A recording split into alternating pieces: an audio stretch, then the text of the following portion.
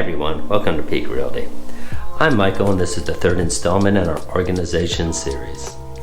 Now today we are going to go over how to turn your small bedroom into a cozy haven through some clever organization hacks. Now if you're dealing with limited space and you're just not in a position to upgrade into a larger home right now, let's figure out how to make the most out of the space that you have. But before we get into all that, if you could do me a huge favor and hit that subscribe button, I'd really appreciate it. Now step one, just like I discussed in the closet video, is to declutter and minimize. So you need to look at everything, all your stuff, and decide, does it make sense to stay or go? And the filter that I use is this something I use on a regular basis, or is this something I'm keeping because I think it just might come in handy at some point in time? And if it is something I'm keeping because it just might come in handy, is it a unique item that I can't just run to the store and get? So if it's something, an easy number, if it's under $20 and I can run up to Walmart and get it today, then there is no reason for me to be storing it at my house. Because we tend to place a lot of value on our stuff, like, well, I can't throw that away, it has value. However, I believe there's value in a lack of clutter, but also just value in the space where that clutter sits. And the way I kind of rationalize that is looking at the self-storage industry. We spend billions of dollars a year storing our things in self-storage here in America. And I could guarantee you it's not billions of dollars worth of items that are being stored. It's just things that people don't want to take the time to sort and get rid of.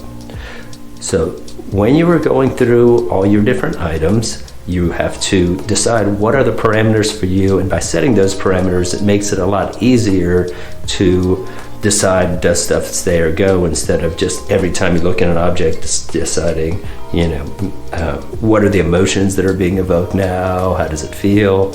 And another thing to keep in mind is we all suffer decision fatigue. So if you've got a lot of things to go through, don't feel like this has to be a one-day project. Maybe it makes a lot more sense for you to spread it out over the course of 4 or 5 days, just doing a little bit every day, and in order to keep your sanity while you're having to sort through everything. The next thing to do is look at vertical storage solutions.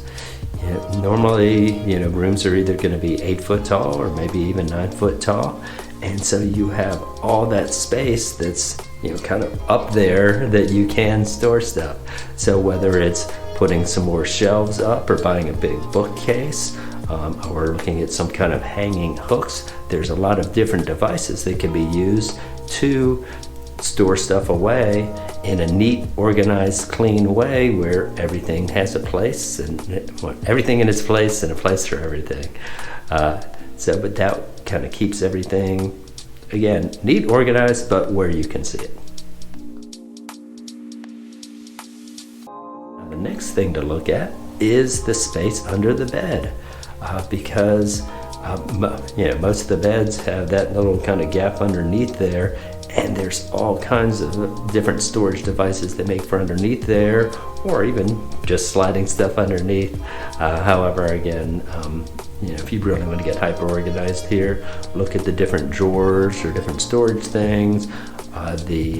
Those vacuum bags can work well if what you're storing are like big blankets. So say you don't use the big comforters during the summer and you just want to rotate them in and out during the different seasons, you get those vacuum bags, put them in there, and it compresses, it sucks the air out and compresses the item. So then slide it under the bed, bam. Now the next thing to look at is lighting and mirrors, because you want the room to feel open and spacious, irregardless of whether it is or not. So adding mirrors adds dimension to the room and just makes it feel bigger.